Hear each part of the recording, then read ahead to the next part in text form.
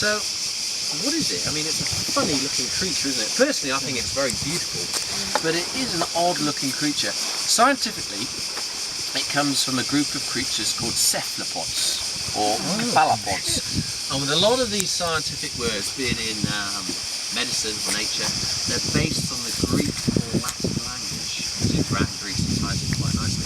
So if you understand what the word's all about, you get an idea of what the animal's all about. So some of these big scientific words, the best way to get your head around them is to split them in half. So if it's a cephalopod, any idea what cephali might be?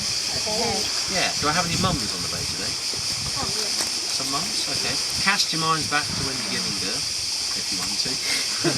When the baby's in the womb, it turns itself upside down, ready for delivery, head first. Remember what the scientific term is? Pain? It could be.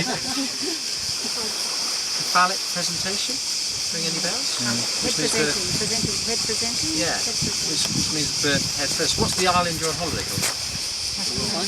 Kefalonia.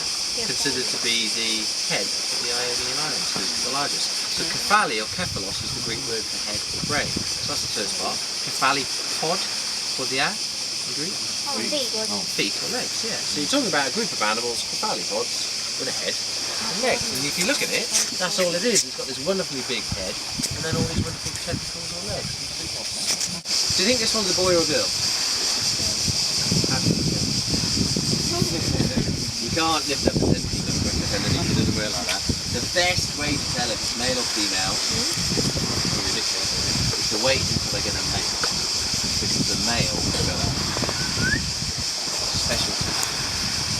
Now, it's not an extra tentacle, but it is the third one to the right.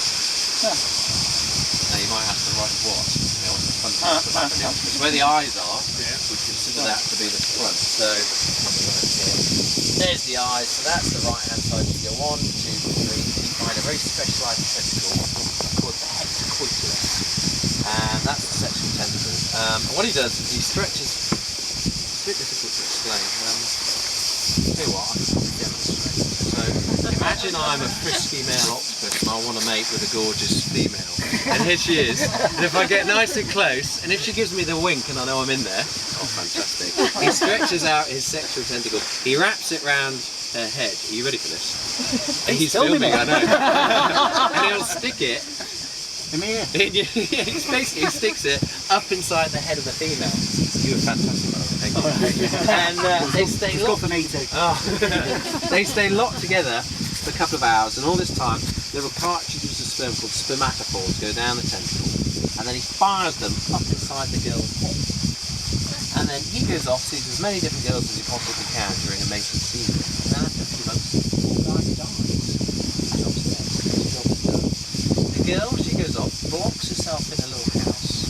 She releases all her eggs, and she grabs an egg, cracks open that cartridge of sperm, fertilises the egg, glues it to the roof of the house. And she keeps doing it, and she wraps them into strings of hundreds and hundreds of these little eggs. Now, depending on the species, 50,000 to 100,000 of these little octopus eggs hanging up from the roof of the house in these little strings. Okay.